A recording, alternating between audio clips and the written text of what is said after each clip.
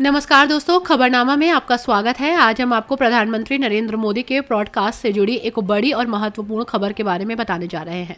प्रधानमंत्री मोदी ने पहली बार ब्रॉडकास्ट के जरिए अपनी कई अनसुनी बातें साझा की। ब्रॉडकास्ट में उन्होंने अपने जीवन, राजनीति, कूटनीति और समाज के विभिन्न मुद्दों पर खुलकर चर्चा की। ब्रॉडकास्ट में प्रधानमंत्री मोदी ने निखिल कामत, जो कि जेरोधा कंपनी के सह संस्थापक हैं, बातचीत की। इस बातचीत में उन्होंने अपनी व्यक्तिगत और राजनीतिक यात्रा के बारे में विस्तार से बात की। लेकिन सबसे चौंकाने वाली बात यह रही कि जब प्रधानमंत्री मोदी ने गोधरा कांड पर खुलकर अपनी बात रखी।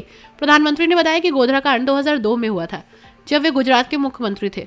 इस घटना की जानकारी मिलने के बाद उन्होंने तत्काल गोधरा जाने का निर्णय लिया। पीएम मोदी ने बताया कि उस समय उनके पास हेलीकॉप्टर नहीं था, लेकिन उन्होंने सुरक्षा कर्मियों से कहा कि किसी भी तरह से हेलीकॉप्टर लाओ।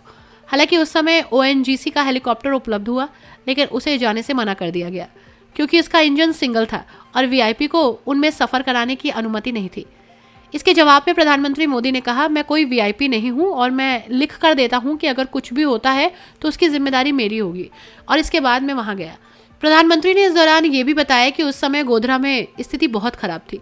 5 जगहों पर बम विस्फोट हुए थे। माहौल काफी तनावपूर्ण था। इसके बावजूद प्रधानमंत्री मोदी ने खुद को सुरक्षा की परवाह न करते हुए पुलिस कंट्रोल रूम में जाने का निर्णय लिया।